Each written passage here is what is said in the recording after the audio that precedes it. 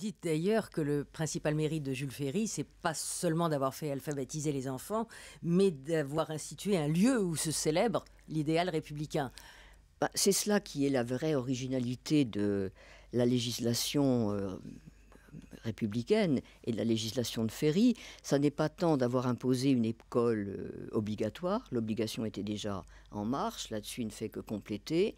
Ça n'est pas non plus d'avoir imposé la gratuité, c'était très important, mais c'était déjà aussi en train, depuis Duruy, depuis Guizot.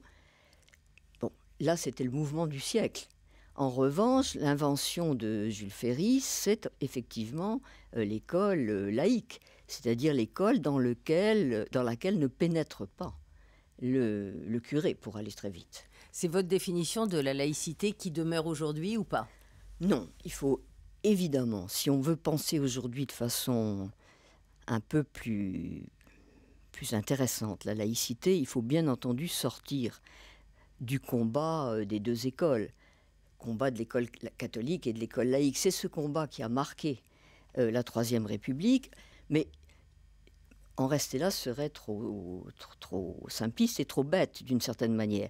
En réalité, je crois que tout est dit dans un dialogue que Vergniaud et Robespierre ont sous la Révolution, au moment où on discute le projet de Condorcet de l'instruction publique.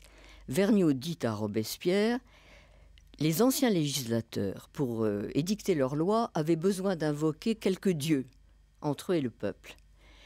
Et nous, la différence, c'est que pour nos lois, pour légiférer, nous n'avons besoin d'invoquer entre nous et le peuple que la raison.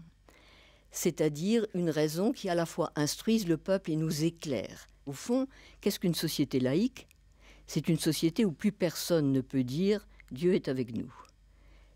Ce qui est une des phrases les plus meurtrières prononcées par les hommes et qui, je crois, définit parfaitement la laïcité.